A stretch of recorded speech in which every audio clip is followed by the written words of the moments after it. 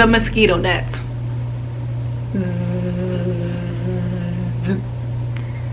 Make sure you have one, unless you want to spend that money to sleep in a place that you don't need them. I'm just saying.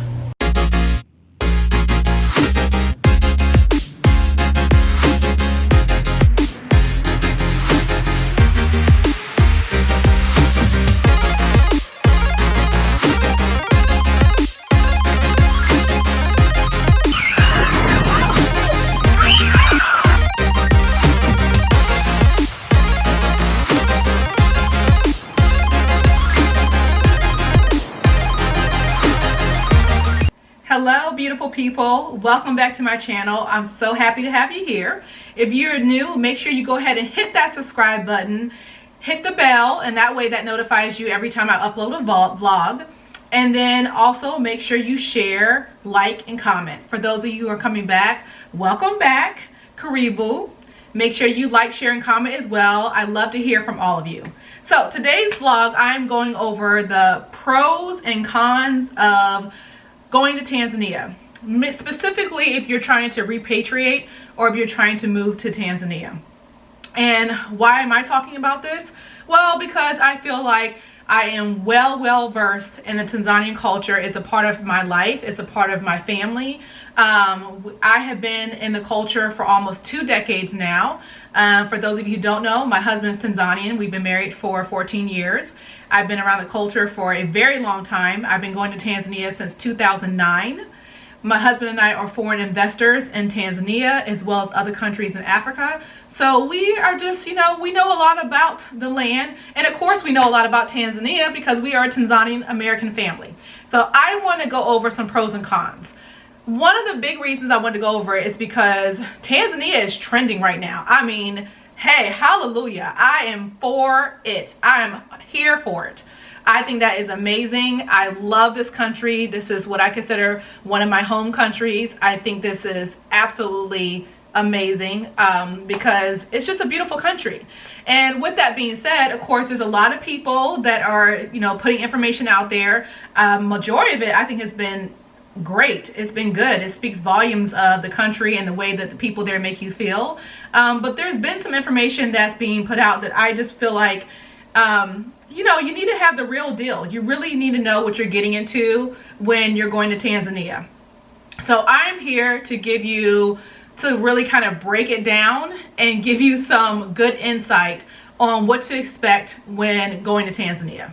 I highly encourage anyone that is interested in going to Africa to go, especially Tanzania, because I just think it's one of those countries that's highly underrated, is not widely known, but once you go there, I mean, you are not going to want to come back. But let me give you some background information just so you kind of know what to expect and you're not thinking that you're going to be able to do things that you actually can't do. So let's start with number 1, lifestyle. The lifestyle there is very laid back. It's more of kind of like a Caribbean or tropical feel. Things move kind of slow. There's no rush. There's a saying of there's no hurry in Africa. Well, that rings very true in Tanzania. And when you first get there, I would say initially it's kind of like so welcomed and it's unexpected, and you really kind of debrief from the hustle and bustle of being in America or wherever you're from, maybe even Europe, because it's definitely a slower pace of life. The con to that is, again, with the saying, there's no hurry in Africa, there's not a lot of sense of urgency. Customer service. What you expect. Karibu. How are you today? How may I help you? What you actually get.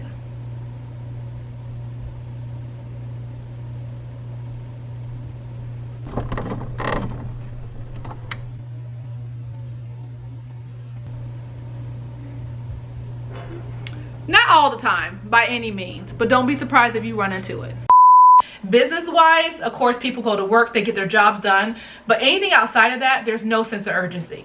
So when you're trying to get things done, or if you expect for things to be done by a certain time or in a certain way, it may not, and more than likely will not be done with a sense of urgency. So beware of that.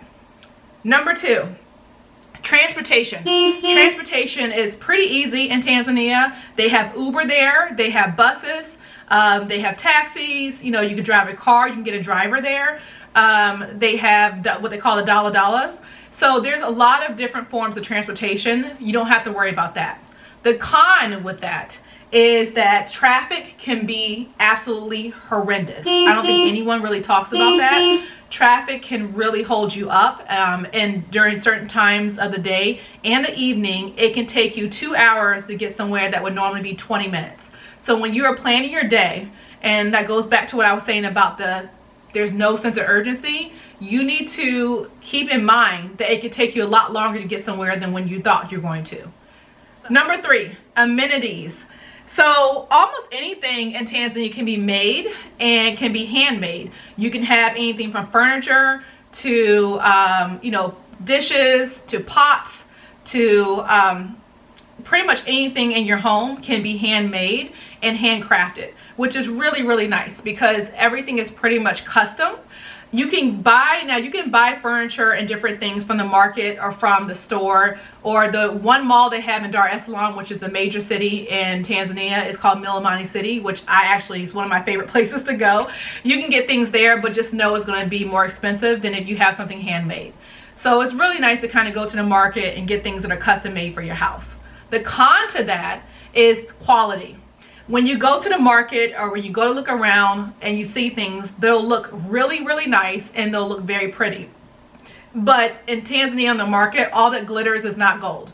So you have to really be aware of the quality. You have to kind of know that how to ask about that, or when you're looking at it, what you need or how the system works.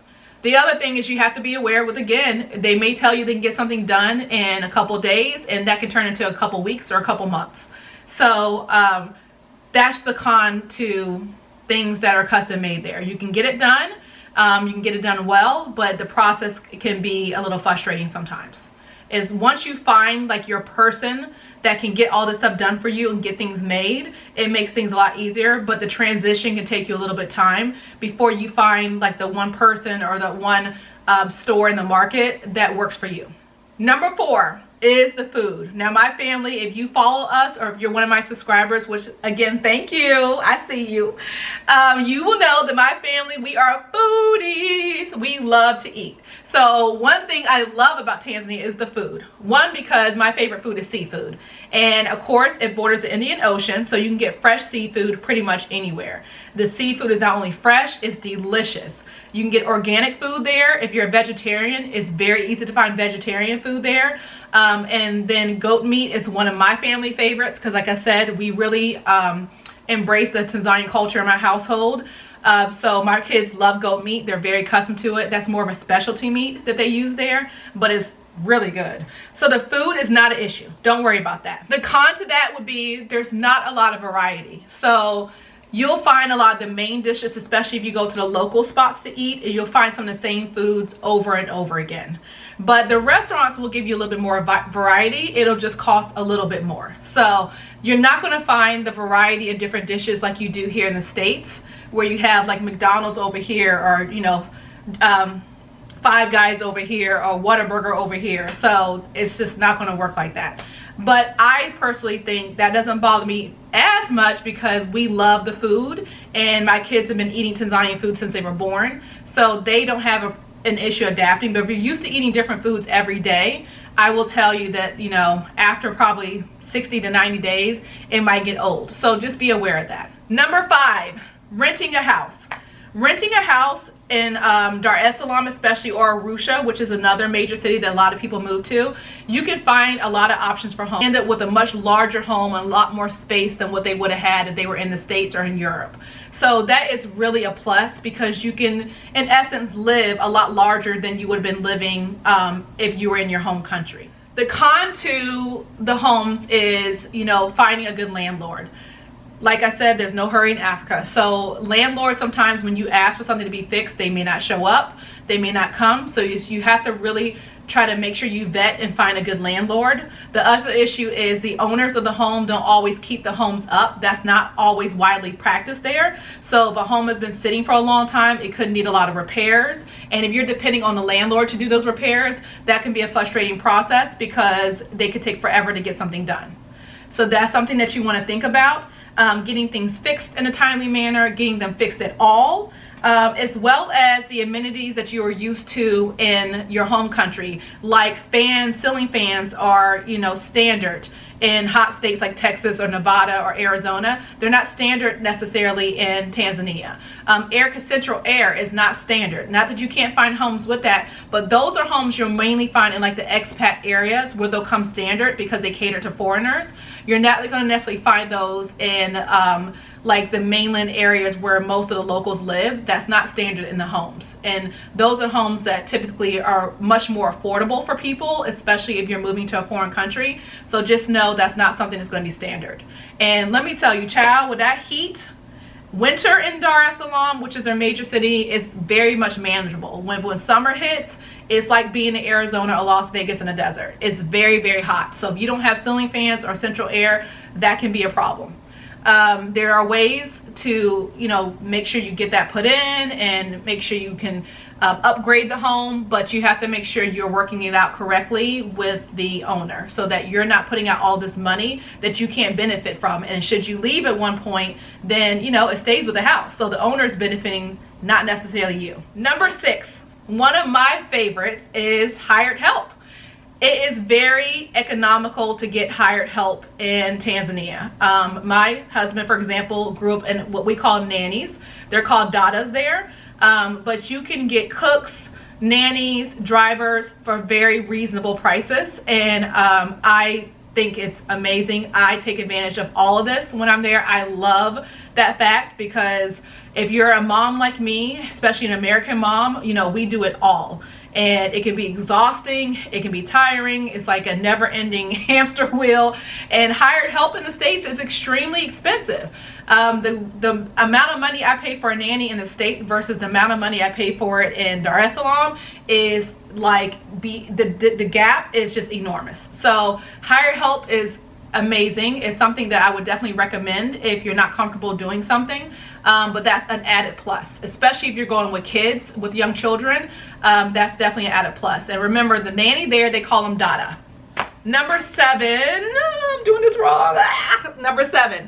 So number 7 is variety of places to live. So if you're a city girl like me, where you prefer to be around where all the like hot spots are, and you like to be in proximity of the malls and have access to all the markets, then you can live in a city like Dar es Salaam. You can live in the country, which Arusha is more like the country, it's more rural.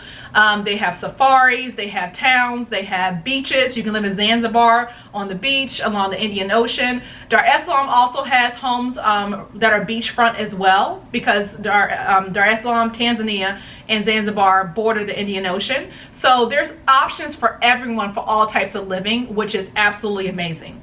The flip side to that, the con, would be Dar es Salaam is one of the major hubs. The capital has been switched to Dodoma, so Dar es Salaam is no longer the capital, but it's still the most populated city in Tanzania. So Dar es Salaam is like the New York of Tanzania. Once you move outside of the city into like Arusha or other areas, it does become more rural or more country, I would say. So the English-speaking citizens become less and less. So the language barrier can start to be a problem if you do not speak Swahili.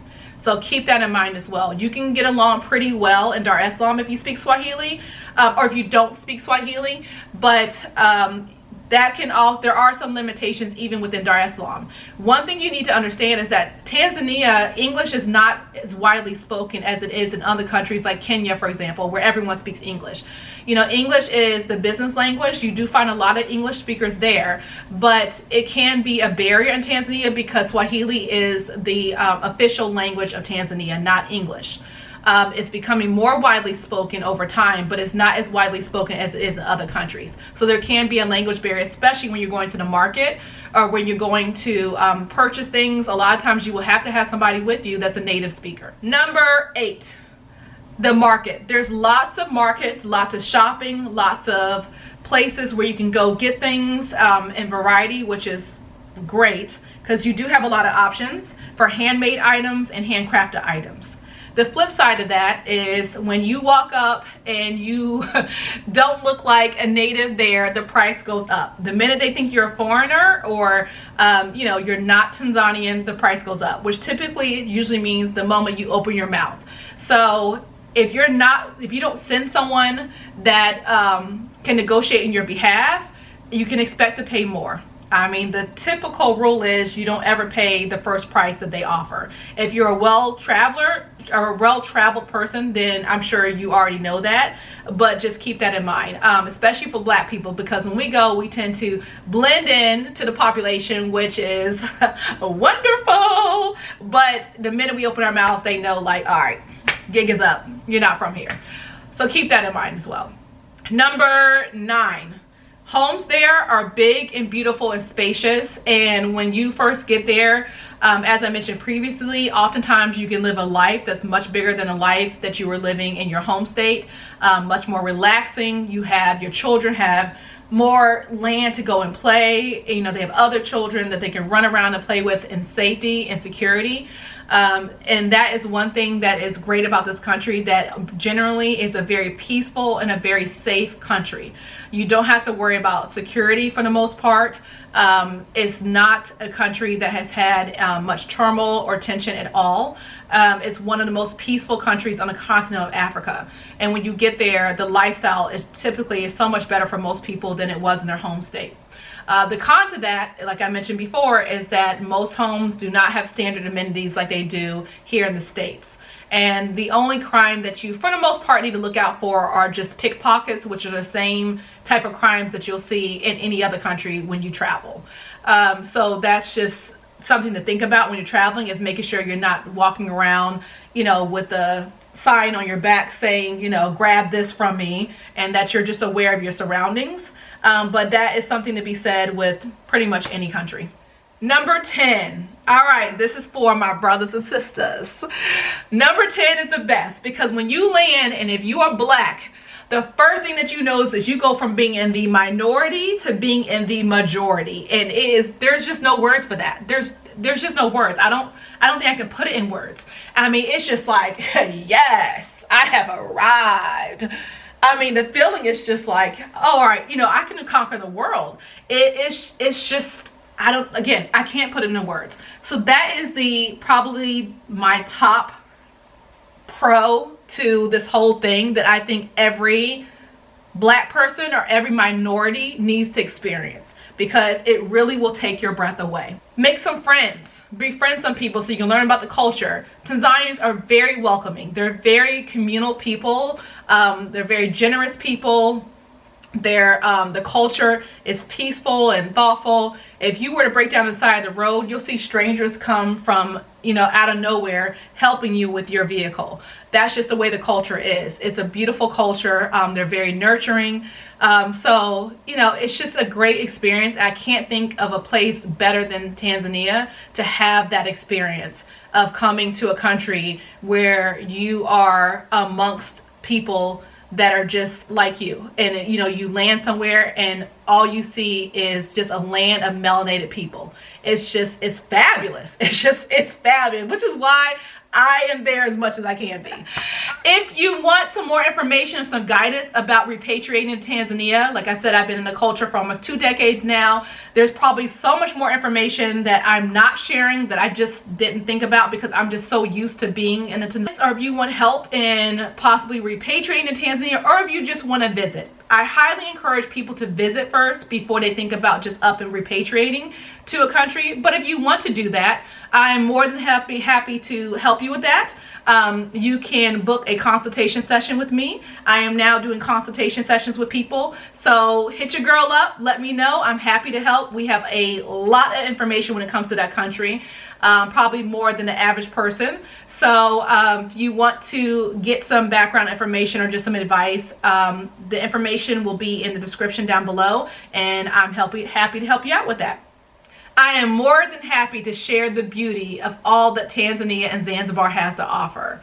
I just think it is the #1 place in Africa that you have to go to, and I would love to share all of that with you and be your premier provider of your African experience. Until next vlog, guys, see you later. Thank you so much for supporting me. Don't forget to hit that subscribe button. Make sure that you ring the bell and you like, share, and comment below.